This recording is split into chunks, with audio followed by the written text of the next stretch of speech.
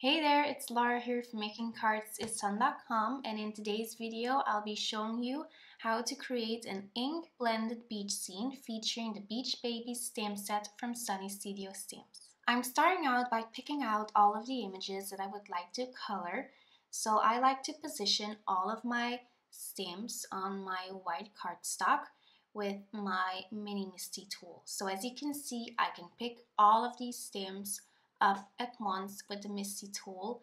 Then I can ink them up with Memento Tuxedo Black ink, and then finally I can stamp all of these images at once.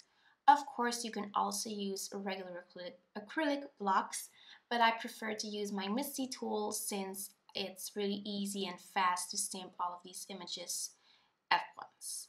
So after stamping them, it's time to color them. For this bikini, I'm using RV14, RV13, and RV11, and I'm using the same markers for the float. So I start off with my darkest color first, then I move on to my mid-tone color, and then finally I use my lightest color to add some highlights. Then for the next float, I'm using some shades of yellow.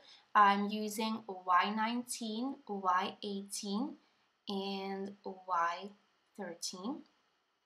And I'm using the same markers for this little girl's bathing suit over here. And I really enjoyed coloring these images because they're just so adorable. They're also not too big, which makes it quick and easy. So for this girl's skin, I'm using E53, E51, and E50. And then I'm also using R11 to add some color to those cheeks. Then for the little boy, I'm using E51 and E50 since I wanted him to look a little bit paler than the girl. So while I was coloring these images, I noticed that I don't have enough variety in my Copic collection to color skin tones and hair colors. So I'm definitely looking for recommendations. So make sure to leave them in the comments below, or you can also send me an email. Now for the buckets, I used R29 and R22.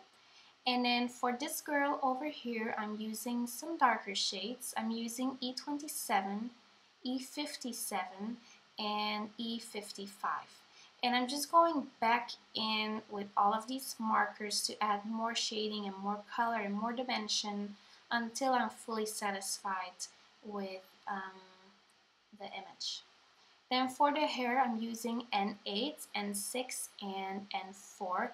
And I had to go back in with these markers quite a few times since the hair looked gray, and that wasn't my intention because I wanted the hair to look black. So at the end, I think I stopped using N4 since it made the hair look too gray, and I was just not looking for that. So after coloring this hair, it's time to color the other girl's hair. I'm using E27, E25, and E55 to do that. And I use the same markers to color the little boy's hair. Then I'm coloring the sandcastle with E57, E55, and E53. And I used a darker shade of brown to color the tiny little details of the sandcastle. I used E27 and E55 to do that. Alright, so once I colored all of these images, it's time to die cut them with the coordinating dies. Of course, you can also just fuzzy cut them with scissors, but I prefer to use die cuts because it's quick and easy. Then I'm doing some more die cutting. I'm using a circle die from Spellbinders to die cut a circle out of a standard size panel of cardstock. So after die cutting that circle, I use a border die to trace this border on some masking paper with a pencil. So of course you can also die cut this border, but I wasn't able to do that since my border die has stitched edges. So, and you know, because I'm going to do some ink blending, I couldn't have any little stitches or gaps, since that would transfer the ink to my cardstock. So I'm going to adhere my mask onto some white cardstock, onto a standard size note card actually, and then I'm going to ink blend the ocean. I'm using tumbled glass first to add a first layer of color, and then I am adding more dimension and more color with the broken china color. I like to use broken china and tumbled glass whenever I ink blend the sky, and I also like to use it for oceans, so it's just a really nice color combination.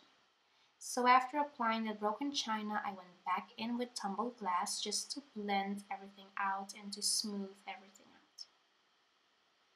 I wanted to add some extra dimension to the ocean, and I'm using a stencil from Create a Smile Stamps to do that. So I temporarily adhered the stencil on my work surface with masking paper, and then I'm using white pigment ink to add these waves. So notice that I'm not really blending it, I am just kind of pressing my ink blending tool to my paper in order to get those waves. So once that ocean is completely finished, I'm using the other part of my mask. So I'm using the other part of it as a guide, so I can easily line that up, and then I can just adhere that, and then I can easily pull off the other part of the mask, and now I have another area to work with. So now I can start ink blending the sands. I'm using antique linen and vintage photo distress ink. So I like to use these two colors together whenever ink blending some sand or like dirt. It's just another great combination. So I use just a little bit of vintage photo, and then I go back in with the antique linen to blend everything out. After removing the masks, I noticed that I wanted to add a little bit extra dimension to that sand. So I'm using the E57 and E55 Copic marker to add some dots, to add more dimension to that sand.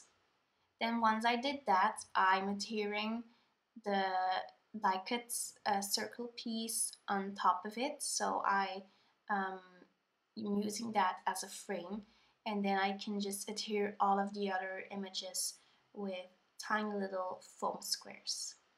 And I had a lot of fun putting this little scene together, since these images are just adorable.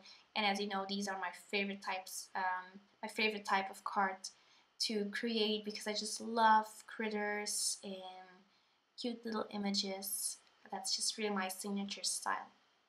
So after adhering all of these images to my card, it's time to add some sparkle. This time I'm using a Spectrum Noir clear overlay glitter pen, and I'm also adding a coat of Tonic Nuvo crystal glaze.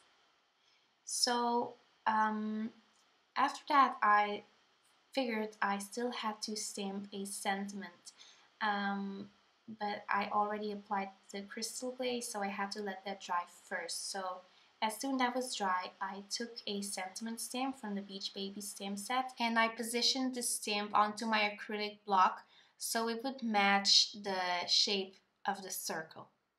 So that's just a really fun thing to do whenever using your clear stamps. Then I inked up this sentiment stamp with Memento Tuxedo Black ink and stamped it. And there you go, that finishes up this card. Thank you so much for watching. Make sure to check out my blog for more information, and I will see you very soon. Bye bye.